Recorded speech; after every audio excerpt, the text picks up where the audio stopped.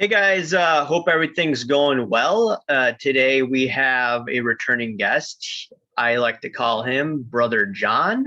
John, how's it going, man? I'm pretty well. How about yourself? Doing well. Have a week off, so I'd like to definitely do some podcast this week. And today's going to be a different type of podcast. It's going to be regarding the preview of the World Series. Now, we could start off Astros Braves, John. Tell me, what do you think? In terms of this is going to be a deep series. I was going to say I'll first start off with some like X factors that I thought. One of them is in terms of this series. I think to win, the first thing the Braves they have to do is jump on the Astros, and I mean these first two games I think are must wins for the Braves. Because if you look at the Astros, that 3 through 6 range, they're very dangerous. They wear batters down, they wear pitchers down. They've seen the bullpen before, and a lot of those first 2 or 3 pitchers they've seen again, and your starting pitching advantage trounces. And I'll just use their history, for example. The teams that beat them, the Rays, they took the first 3 games, and the year before, the Nats beat them, and they took the first 2 games. So if I'm the Atlanta Braves, I consider the first 2 games must wins. Otherwise, they may lose the series and not recover. Because that 3 through 6 game area, the Astros are very, very dangerous. Oh yeah, definitely. The hitting of the Astros is one of the best that I've seen in the past few years. They always get good contact. And I think the X factor, before we do a deep dive into all the positions, the bullpen, the pitchers, I'm looking at the Houston Astros and how they want to prove to the rest of the MLB that whatever happened in 2017, 2018, that was irrelevant. They still have a great team, and they have Dusty Baker, who hasn't won a World Series, and I'm pretty sure he wants to win this badly. He had a chance in 2001, 2002 with the Giants. That didn't work out. In 2003, he took the Cubs to the NLCS. They're up 3-1. I remember that. Look at my logo here. Steve Bartman, that was disastrous. Alex Gonzalez's ground ball that he botched up. So Dusty Baker, I'm sure, wants to win one, and the Houston Astros probably want to win one for him as well. So I'd say that Dusty Baker and the Houston Astro team, they want to win it just for those 2 reasons. Yeah, and I also think it's one of those, like, we were the best team in 2017, and we proved it. It's a big, I guess, F you to the critics. I think that's the Astros' extra motivation. Yep. All righty. Let's do a deeper dive into the hitting, which you have gathered all the information for the Braves and Astros. I don't know what team you want to start with, but. Well, I was just going to do position by position. Yeah. Yep.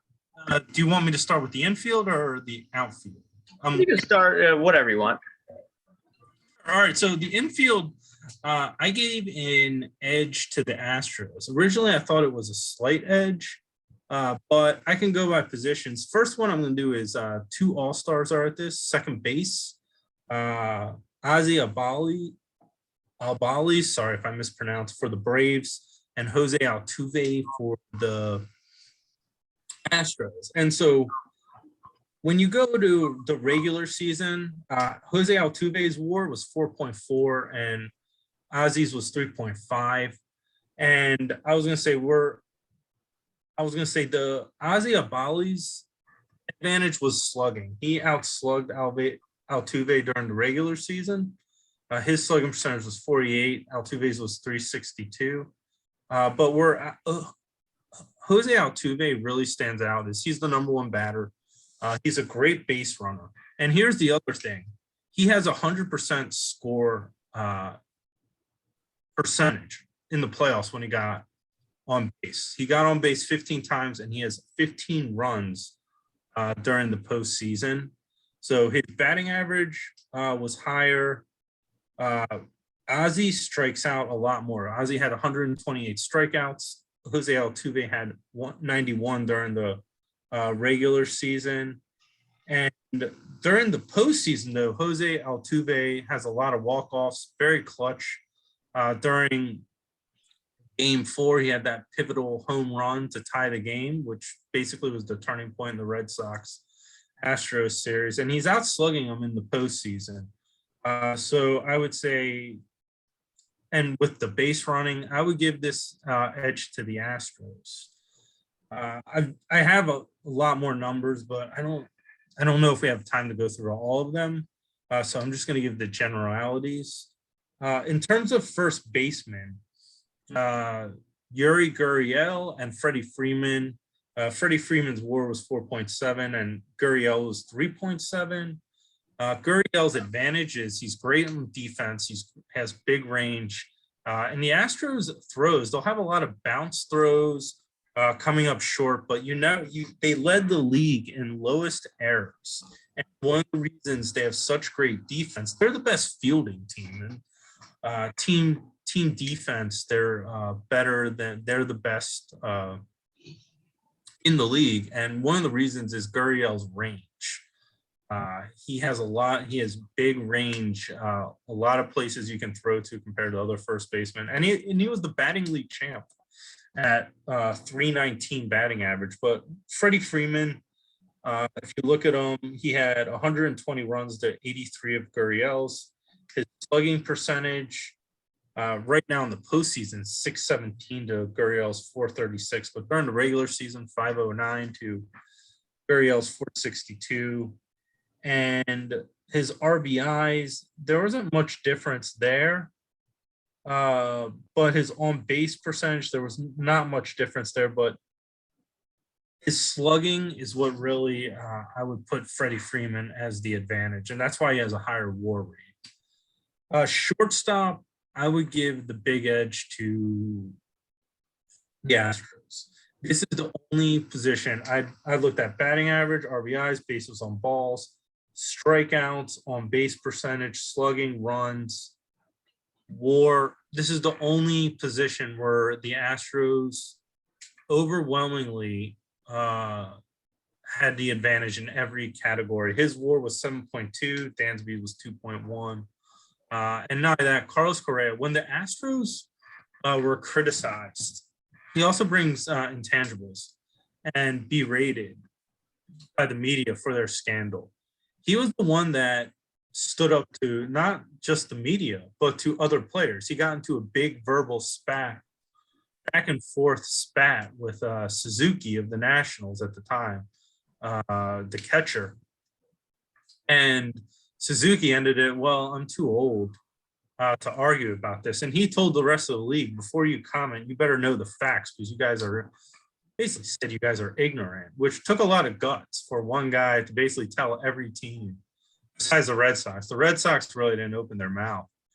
And he's taken on that leadership role. So not only is he a big mismatch in terms of stats, numbers, and abilities, but the leadership is there that is hard to find. So there I gave the edge to the Astros. And then third base, I'm going to go to third base. This was a very tricky one. And a lot of people gave this to the Braves. I marked it even. If you go to the regular season, Riley's 300, around 303. Bregman was 270 batting average. I'm just going to do averages because Bregman only played 91 games. So the totals I don't think mean much, but on base percentage, his 367 outdoes Bregman's 355. His slugging percentage is 531 to Bregman's 422. He beats Bregman in everything, all the averages and whatnot.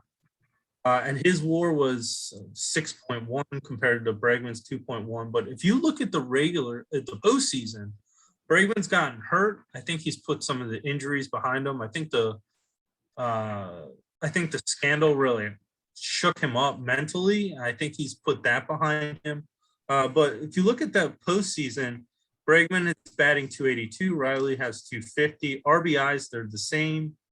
On base percentage, Bregman is 364 compared to Riley's 302. Now, Riley is out slugging him with 450 compared to Bregman's 384. But Bregman scored more, 8 runs. He's gotten home to Riley's 6. So he's been doing better in the base. And Bregman, for a while, was considered the best third baseman in baseball. I remember, friends of mine and my brother used to debate, not like viciously or anything, but who is better, Rendon or Bregman. We were both like, I'd be happy with either one. And Bregman has the experience. He's had a lot of clutch hits. So I would say based on all that, I would put this even. And the reason I would say even is Riley had a much better regular season. He's been playing well, but Bregman, I think with his postseason play, I would give him some, and his past performance, I give him some benefit of the doubt. Catcher, I didn't do numbers as much because the Braves clearly have a better bat, but Maldonado really excels at his defense. And even Alex Cora, he actually credited Maldonado and his defense and calling the game for the turnaround, which is very rarely that someone batting less than 100 in the World Series is credited. Alex Correa, he knows how to win. He won with the Red Sox. The Red Sox weren't that good last year. He comes back. They look much better. And so I have to give the infield on position players, and if you look at batting, and if you look at team defense during the regular season, the Astros had less errors, higher fielding percentage. You can't do that without a really good defensive infield. So I give the advantage on the infield to the Astros. So did you want to go with the pitching, like bullpen or starters? Yeah. Let me start with the starters, and then you could do the outfield, and then maybe I'll do the bullpen afterwards. Okay, so starting pitching of both teams, after doing a deep dive, I was quite surprised. Both of these teams have a pretty good rotation. I was quite surprised. I picked the Dodgers and I picked the Red Sox, and none of those teams got in.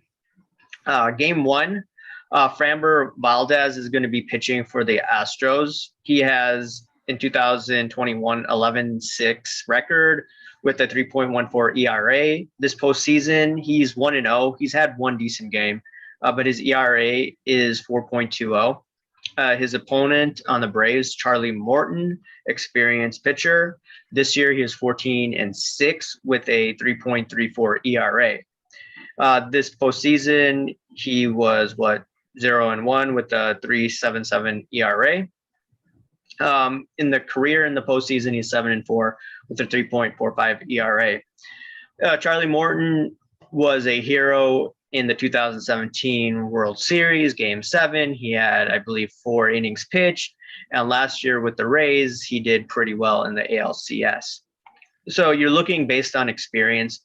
Game 1 should go to the edge to the Braves, just based on that starting rotation. Not starting rotation, just on these intangibles. Now, granted, the Astros do have a great starting lineup. So if they get to Morton early, they always have the edge in regards to that. They're very patient, as you've told me before, John. Game 2 is projected starter I'm looking at is probably Luis Garcia. In 2021, he's 11-8 with a 3.48 ERA. This postseason, he's 1-1 with a 9.64 ERA. He's had one good game, though, despite the high ERA against the Red Sox. There's Max Fried, who probably is going to start game 2. In 2021, he's 14-7 with the 3.04 ERA. This postseason, he's 1-1 with the 3.78 ERA. So if you just look at based on paper, these guys are evenly matched. Max Fried, though, does have more experience. Just looking at these two individuals, the Astros obviously have a younger starting rotation. Game 3, you're probably going to have Urquidy, if I'm pronouncing his last name correctly. This year is 8-3 with the 3.62 ERA. Postseason, he's 0-1 with the 27 ERA. That's crazy. But he has pitched in the postseason before, though. Ian Anderson with the Braves. He's 9-5 with 3.58 ERA. And this postseason, he's 1-0 with the 2.25 ERA. So just looking at their regular season numbers, Ian Anderson has had a better season. However, things can change in the postseason. Just looking now at the long relievers who have been starters throughout the year, Zach Greinke, he's 11-6 with a 4.16 ERA. He came off the injured reserve list because of COVID. And in addition, you have to look at the fact that he has a stiff neck. So that may be a reason why they don't want to pitch him too much. He may be the game 4 starter. In terms of game 4 for the Braves, they may go with Drew Smiley. I'm not sure. He's a long reliever. I remember he was signed with the Cubs, and I think he had Tommy John. So it's good to see him back. This year, he has a 4.49 ERA. So in terms of the starting rotation, just based on Charlie Morton's experience and experience of Max Fried, I would give the slight edge to the Braves. However, the Astros, with their dominant hitting, as you've told me many times, John, I believe that if they could get to the Braves starters early, they could definitely help their team out. And it doesn't matter if the Braves have a slightly better starting pitching. Yeah, and I was going to say one thing about the Braves, Charlie Morton. Game 1, there's no one I'd rather have on the Braves roster than Charlie Morton. This guy, he beat the Astros last year in Game 7, sub-1 ERA that game, and he is a big game pitcher. In fact, he pitched the Game 7 winner for the Astros against the Dodgers. So, I mean, I consider these 2 games as must-wins for Braves. And there's no one Charlie Morton has done well against the Astros. Machado, he batted well, but Bregman and Altuve haven't. And that sort of neutralized Machado. So, I mean, Altuve, Correa, and Bregman, they're going to have to find a way to bat Morton. But Morton is very clutch. So I think it's pitching him game 1 is a smart move. Those are must win, and he has to go. I guess I'll go with the outfield. First one is right field. Now, this one can turn south real quick, but right now, due to momentum, I gave the Braves the edge because Rosario is batting .474 this postseason, 11 RBIs to Brantley's 8. 524 on base, 789 slugging. And the one thing he did over the regular season is 573 slugging compared to Brantley's 437. Brantley had batted 311 to Rosario's 271 in the regular season. So he's a better for average hitter. Right now, Rosario's hot, but against the Red Sox, Kiki Hernandez was the hottest player in the MLBs. And he started out hot against Houston, but Houston figured him out and he got cold. And I mean, I think if you look at career and players, Brantley is a better player. Like if I was a free agent this offseason, I would sign Brantley, no question. But so this can, if Rosario is like Kiki Hernandez, where he starts cooling off, this could flip. But for now, I would give the advantage to left field to the Braves because they got the momentum. The next one is center field. And a lot of the pundits gave this to the Braves, and Duvall had a 3.1 WAR to McCormick's 2.3.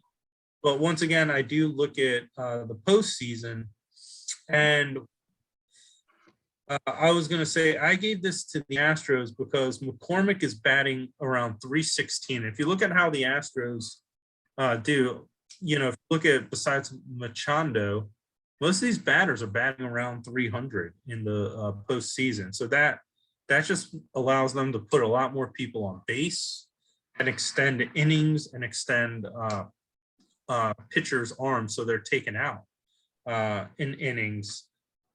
And if you look at on base percentage this postseason, he has 391 compared to Duvall's 282.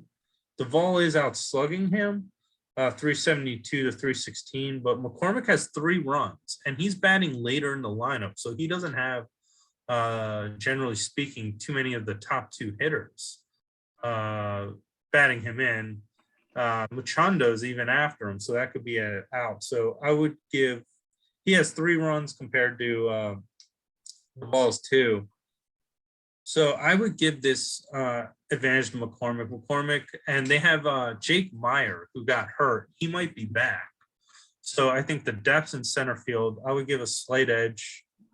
Right field, this is hard for a lot of Braves fans to believe, but I give this Kyle Tucker's had a breakout year. His WAR this year was 5.7.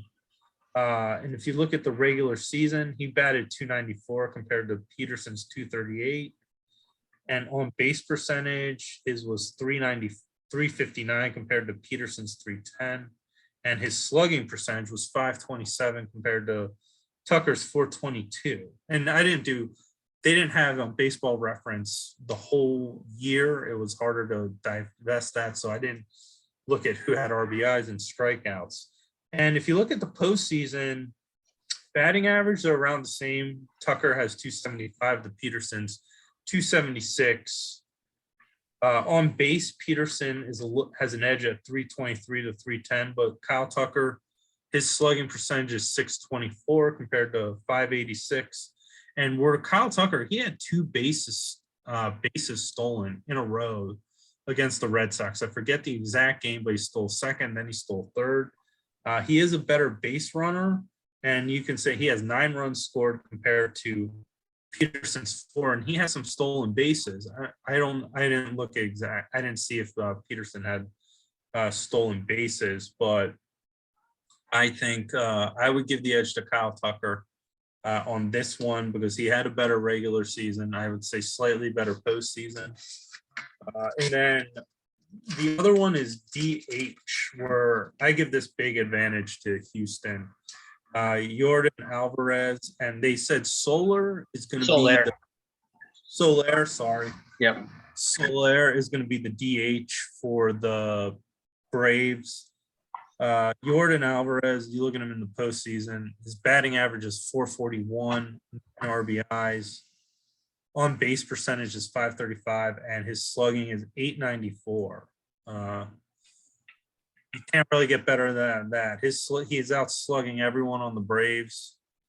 On base, Soler, he hasn't played as much, so I don't look at the stats, but during the regular season, he's had Jordan Alvarez has 104 RBIs compared to Soler's 70. His slugging percentage is 531 compared to Soler's 432. I would just say almost every category you have to give it. And the edge, I would say it's in Atlanta, it's going to be a slight edge. And I would say the main reason is they're going to have to keep Kyle Tucker's bat in the lineup. They're going to have to keep Michael Brantley. Michael Brantley is a 300 hitter. And I still remember him from the National Series. He is great at making you pitch. Most pitchers will have to pitch 7 or 8 times per visit at the plate. And when you really extend that pitch count, that can really wear down a pitcher. So I think they have to keep Brantley in the lineup. Kyle Tucker, he can run. Even though he's a right fielder, he will have to move to center field. And I think they would have to put Jordan Alvarez in right field. Normally, you would put a guy at first base, but Guriel has such great range. He's so good at defender. I don't think you can take Guriel out of first base and put him at right field. So I would say at home, I would give an edge to the Astros, but away, I would only give them a slight edge I would say if you look at the bats they would have, and I think if they catch the lead early and they're able to get a 3 to 4 run lead late in the innings, I'd expect them to take, I don't know, maybe Jordan Alvarez out and put someone faster in for defense, but I think taking him out with his bat is very dangerous. But I would go with the slight edge in position players. And the one thing about the Astros is they walk. They get on base, they walk, they make pitchers pitch. And on 3-0, a lot of them won't take the pitch unless it's their pitch, meaning if you look, sometimes they'll do a square and they'll have like a blues and a red, and the red is the hot zone where they're really good. And if they'll pitch a strike in the blue zone and they're up on the count, they'll just let it go. That's not their pitch. And that adds up over time. So, but the one thing the Braves have is Charlie Morton knows a lot of these guys. He knows that how they do well, and he pitched well last year. So, yeah, it's going to be a fun series, I think. Oh yeah, it's definitely going to be a fun series. We may be short pressed on time, but John, how many games do you think this will go to?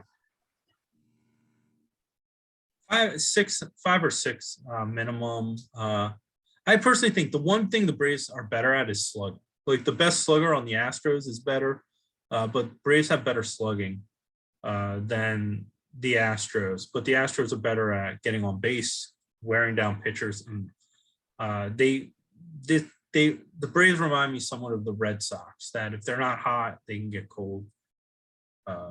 So the Red Sox were the hottest team, but so that's why I think the Braves, these first 2 games they have to win, because as the Red Sox found out, 3 through 6, the Astros are dangerous. But the good news also for the Braves is the Astros, the last 2 game 7s they were in, they lost. So if the Braves get this to 7, I think they'll take it. So. Jokes aside, they don't have a buzzer this game, so that may be their advantage for the Astros. Maybe. Yeah, you were talking about how great the Houston offense is, and I think that's going to help them a lot. And looking at their starting pitching, even though it's not on par with the Braves, their bullpen, I didn't get into it. They have a pretty decent bullpen with Presley closing. His ERAs in the 2s. Will Smith on the Braves is in the 3s, even though everyone cheers on Will Smith and talks about how great the Braves bullpen is. But if you look at the setup guys of the Astros, they have pretty good guys. There's Kendall, Graveman, and Stanek. Kendall, I believe, has a 1.77 ERA. You have Stanek with a 3.44 ERA. And then you add in individuals like Christian Javier, who's going to be most likely the long reliever. He has a 3.56 ERA, and he used to be a starter this year. So just looking at the fact that, yes, the Astros are going to miss Verlander. They are going to miss Greinke, who, when healthy, is a dominant pitcher. But putting all the variables together, once again, going back to Dusty Baker, there used to be a phrase in Dusty, we trusty. I think he's going to be able to pull this off this time around. 3rd time's a charm, in my opinion, and that's why I say the Astros in 7. Yeah. Well, I'll admit I'm pulling for the Astros because I like Dusty Baker, and I like I don't like the cancel mob, so I think it would be one against how they treated the Astros. But I looked at my predictions. Dodgers, I was wrong. Tampa, I was wrong. So since I want the Astros, I'm picking the Braves. Oh, okay. You didn't think that. I haven't gotten them right, so I'm not yeah. pick the Astros. I mean, I missed up the World Series. I thought it'd be Dodgers and Red Sox, and it didn't happen. But anyways, John, before I let you go, where can people find you? You have a YouTube channel now. Yeah, J22 Sports Report. I do a lot of different things right now. I did some MLB stuff when I did one video where I thought the Dodgers were going to kill the Braves, and then I was like, this is a lot closer than I thought. And I didn't want to be one of those people who go back on my original prediction, but